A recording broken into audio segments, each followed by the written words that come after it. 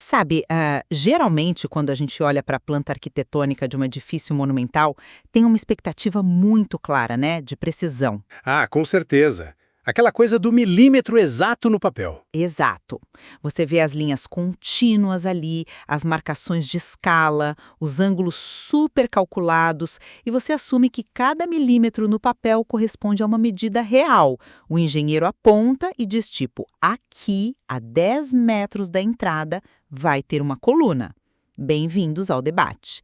Mas o que acontece quando a gente tenta aplicar essa exatidão matemática aos mistérios do Apocalipse? É aí que a coisa complica, né? Porque o esquadro e o compasso começam a enfrentar limites bem interessantes. Uhum. Estamos lidando com uma paisagem literária e teológica que realmente desafia a nossa necessidade humana de agendas rígidas. Sem dúvida. E hoje a nossa discussão foca justamente numa tentativa muito estruturada de fazer isso. Nós vamos analisar a cronologia dos principais eventos escatológicos. É um material abrangente, protegido com copyright de 2001 a 2026, professor José Márcio Lacerda, todos os direitos reservados, e esse documento propõe um mapeamento altamente esquematizado, indo da primeira vinda até a eternidade. Um trabalho de fôlego, diga-se de passagem. Muito. E o ponto de tensão hoje é como ler esse mapa. A pergunta central é: nós devemos interpretar essa precisão matemática como um calendário literal de eventos no tempo histórico? Eu, pessoalmente, argumentarei que sim, que a especificidade exige uma leitura literal e sequencial. Eu vejo isso de uma maneira diferente. Vou argumentar que, dada a natureza apocalíptica dos textos que o material cita, essa cronologia é melhor compreendida por uma lente simbólica. As eras, na verdade, representam realidades teológicas sobrepostas. Certo. Bom, para começar a defender a minha perspectiva, eu aponto para a meticulosidade desse mapa do Lacerda. Tem uma separação cirúrgica lá. Você tem a era atual, depois o princípio das dores e a entrada na última semana de Daniel. As divisões são bem claras. Exatamente divididas, inclusive. A última semana é cortada exatamente em 2 períodos de 3 anos e meio, e os exatos 1000 anos do milênio. E quando o material pega um texto como Daniel 9:27, sobre a cessação do sacrifício, e correlaciona isso com uma contagem precisa de 1260 dias em Apocalipse, olha, isso, para mim, sugere um calendário divino literal e ininterrupto. Entendo o seu ponto. Mas o alicerce desse material, ele repousa em literatura apocalíptica, sabe? Daniel, Mateus 24, o próprio Apocalipse. Então, quando a gente vê a última semana ou os 1000 anos, precisamos entender isso como blocos teológicos de significado, não tipo páginas de um calendário gregoriano do futuro. Mas por que usar números tão específicos, então? Porque na apocalíptica um número comunica qualidade, e o próprio Lacerda meio que sinaliza isso na cronologia. Ele inclui o Verbo se fez carne e a morte do ungido no ano 70 depois de Cristo, logo no início da linha do tempo. Isso indica que os últimos dias já começaram. Não é um cronômetro pausado esperando alguém apertar o play no futuro. Olha, é difícil concordar com isso quando olho para a mecânica das profecias até agora. Pensa no ano 70 que você mencionou. Certo, a destruição do templo. Isso. As primeiras 69 semanas de Daniel foram totalmente literais. Elas ocorreram no nosso calendário humano. A cidade foi destruída, os romanos literalmente cercaram Jerusalém, como Lucas 21 previa. Não ficou pedra sobre pedra no mundo físico. Sim, foi um evento histórico inegável. Então, como essas previsões se cumpriram no espaço e no tempo físico, a lógica estrutural me diz que às 70 semanas, esse bloco final da grande tribulação também tem que ser uma ruptura física. É causa e efeito, sabe? Uma planta arquitetônica sendo construída. Só que essa ruptura, que você vê como um evento futuro engatilhado, a própria teologia bíblica aponta como uma realidade contínua. Deixa eu te mostrar como isso funciona no próprio material que estamos debatendo. Claro, vai lá. O documento isola blocos como a ascensão do anticristo, certo? Mas na base da teologia sobre a era atual, ele cita Efésios 2. Ele fala do príncipe das potestades do ar, que já opera ativamente nos filhos da desobediência. Uhum. O engano já existe. Exato. O engano e a operação do erro estão plenamente ativos agora. As guerras e rumores de guerras são uma realidade contínua. A tribulação não é um interruptor cronológico que do nada é ligado, é uma intensificação do que já vivemos. Ativos, sim, eu concordo. Mas a grande tribulação é descrita como algo sem precedentes. O gráfico aponta um momento exato ali, cessa o sacrifício e vira a chave para os 1260 dias. Muda a natureza da coisa para um período muito demarcado, entende? Então vamos voltar nessa mecânica dos 1260 dias, porque é fascinante. Você sabe que 1260 dias dá exatos 42 meses, ou 3 anos e meio, né? Sabe de onde vem esse período tão específico? Assim, a seca nos dias do profeta Elias, lá no Antigo Testamento. Exatamente. Tiago 5 diz que Elias orou e não choveu por 3 anos e meio.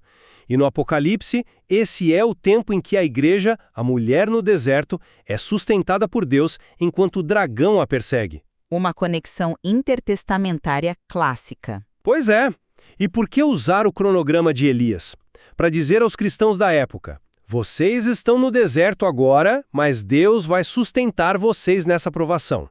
É uma linguagem de sustento divino, não um agendamento de 12.600 rotações literais da Terra. A analogia com Elias é forte.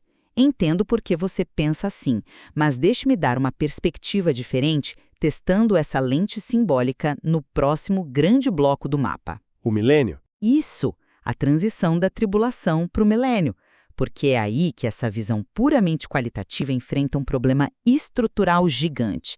O gráfico do Lacerda não mostra um mero desbotamento espiritual de uma era para outra. Ele é bem detalhado nessa transição. Muito. Tem a Batalha do Armagedon, a derrota da besta, a prisão de Satanás por exatos 1000 anos e um período supercristalino chamado Reinado de Cristo na Terra. E o mecanismo que ele usa para descrever a vida lá vem de Isaías 65. Ah, o texto sobre longevidade. Exatamente. A promessa de que o idoso vai completar seus anos e que morrer aos 100 anos será considerado jovem. Isso significa, na prática, um reino na Terra onde as pessoas ainda envelhecem e ainda morrem. Você não pode ter morte numa realidade puramente simbólica ou eterna. A mortalidade ali separa o milênio da eternidade de um jeito muito físico. Esse é um argumento convincente, mas você já considerou a logística pesada que esse mapa nos obriga a engolir se a gente lê tudo literalmente? Como assim? A logística do reino? Olha para o evento colossal que o gráfico coloca imediatamente antes do milênio, a primeira ressurreição. O material aponta a transformação dos santos, corpos corruptíveis virando incorruptíveis, para atuarem como reis e sacerdotes. Certo, para governar as nações remanescentes. Mas pensa na dissonância cognitiva disso. Sociologicamente e fisicamente falando, você teria uma população de governantes imortais, glorificados, que atravessam paredes, governando sobre pessoas normais, de carne e osso, que nascem, constroem casas e, como diz Isaías, morrem aos 100 anos. É uma segregação de espécies da mesma civilização. Nossa, colocar nesses termos faz parecer um filme de ficção científica, né? E é por isso que há um problema logístico colossal que o Novo Testamento nunca aborda na prática. Mas por que tem que ser um problema insuperável? Pensa no próprio Jesus. Logo após a ressurreição, ele habitou o mesmo espaço físico e interagiu com mortais. Ele tinha um corpo glorificado, aparecia com a porta trancada, mas ele literalmente fritou e comeu peixe na praia com os discípulos. Bom ponto. Ele realmente comeu peixe. O físico e o eterno podem coexistir. Essa sobreposição durante a administração terrena de Cristo não anula a literalidade, apenas mostra uma fase de transição do plano divino. Jesus comeu peixe sim, mas estamos falando de uma janela de 40 dias de interações pontuais para provar a ressurreição, sabe? Não de uma burocracia global durando um milênio inteiro. A forma de resolver essa tensão não é forçando imortais e mortais a coabitarem, mas sim pela tipologia. Tipologia? Como? Explica melhor. A primeira ressurreição é a vitória espiritual da igreja passar da morte do pecado para a vida em Cristo. O reinado não é um parlamento físico futuro, é a autoridade da igreja hoje. E Isaías usa vocabulário de velhos que não morrem cedo, porque era a única paleta de cores agrária que um profeta hebreu do século VIII antes de Cristo tinha para descrever a nova criação espiritual. Eu percebo a coesão da sua explicação teológica aí, mas se a gente esticar demais essa lente simbólica, a gente corre o risco de esvaziar a gravidade do clímax do documento. Você diz o juízo final? Sim, e é aí que a precisão do material atinge o ápice. O gráfico não para no milênio, ele avança para a segunda ressurreição e o juízo do trono branco. E a forma como o professor Lacerda fundamenta esse juízo é incrível. Ele aponta para a abertura dos livros em Apocalipse 20, focando no livro da vida. A cena judicial máxima, né? Exato, mas ele recua até o livro de Êxodo 32, no episódio do bezerro de ouro. Moisés diz: risca-me do teu livro. E Deus responde: riscarei aquele que pecar. Ele conecta isso com o Apocalipse 3 também. Há uma consistência forense. Sabe? A ideia de um registro físico que pode ser mantido ou apagado exige um evento judicial pontual, escatológico e literal. É uma progressão muito forte. Concordo? Sim. Milênio fechado, ressurreição geral e depois um tribunal com registros de obras decidindo destinos reais. Isso exige um ponto final tangível na linha do tempo, não só uma alegoria contínua. Eu concordo com você que o juízo é final. E não deixa ambiguidades. Tem vida eterna e tem perdição. O material deixa isso claro com João 10, sobre as ovelhas de Cristo. Mas precisamos separar a finalidade suprema desse juízo, sabe? Daquela curiosidade puramente cronológica. Mas a cronologia é o esqueleto da obra toda. O esqueleto, mas qual é a função dele? Você diz que prova que o calendário é físico. Eu digo que cumpre outra função. Basta olhar para como o material termina. Depois de calcular 1.260 dias, organizar o retorno, mapear os 1000 anos, qual é o texto que âncora a conclusão de todo o gráfico? Lá no finalzinho. Eclesiastes 12. Agora que já se ouviu tudo, tema a Deus e guarde os seus mandamentos. Exatamente. E o verso 14 diz: pois Deus trará a julgamento tudo o que foi feito. Esse é o fechamento. O propósito dessa cronologia inteira, com copyright reservado de 2001 a 2026 pelo professor Lacerda, não é ser um horóscopo evangélico. Risos. Um horóscopo não, claro. Não é para satisfazer nossa curiosidade sobre o quando. O propósito de mapear o futuro tão exaustivamente é estabelecer um mandato sobre o nosso presente. A escatologia ali serve à moralidade hoje. É para que a pessoa olhe o fim e decida temer a Deus numa terça-feira qualquer da era atual. Olha, eu acho que esse é o resgate filosófico mais brilhante que a gente pode fazer desse documento. Sério.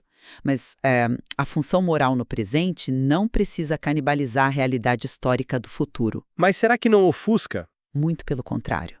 A pessoa só teme a Deus e guarda os mandamentos porque ela acredita lá no fundo que esse cronograma e esse tribunal vão acontecer de fato, com a mesma precisão das chuvas e das secas. O que me convence da literalidade do mapa é como o tempo histórico já validou o começo dele. A primeira vinda, você diz? Sim, a meticulosidade com que a primeira vinda e o cerco de Jerusalém se alinharam com as profecias cria uma lei de continuidade. Se Deus usou o calendário humano com imperadores físicos para inaugurar as coisas, a lógica dita que ele vai usar eras concretas para amarrar os nós soltos da história. O peso da primeira vinda é inegável. E essa continuidade linear que você sugere faz muito sentido, mas o que me mantém na lente apocalíptica é a mudança de natureza que acontece na cruz, sabe? Como assim mudança de natureza? A partir da ressurreição, a revelação não lida mais só com nações físicas no Oriente Médio, mas com a igreja que é espiritual e global. Então o tempo nessa literatura não é medido pelo relógio da parede, mas por eventos qualitativos de redenção. O foco não é quantas folhas o calendário vai perder, mas a certeza de que Cristo reivindica o tempo humano inteiro. Uma coisa que os dois lados concordam totalmente aqui é o desafio gigante que é harmonizar isso tudo. Pegar Daniel, Mateus, Paulo, o Apocalipse e colocar num fluxo único, como o professor Lacerda fez, requer muita bagagem. Demais. É o tipo de organização que empurra a gente para fora da zona de conforto. Força o leitor a voltar para a Bíblia, sabe? Investigar os contextos. A fricção entre a medição literal e o símbolo enriquece o estudo, não é algo para se evitar. Com certeza. E, bom, a gente não está aqui para dar um veredito final. A beleza dessa discussão é a busca, né? Ver como as peças se encaixam. Encorajamos vocês a explorarem o material. Pensem sobre as dimensões físicas versus a representação visível da glória divina. Isso aí. Como Eclesiastes apontou no documento, a conclusão que você tirar vai determinar o seu temor e responsabilidade no dia de amanhã. Muito obrigada por acompanhar essa troca. Continuem questionando e estudando. Nos encontramos na próxima discussão.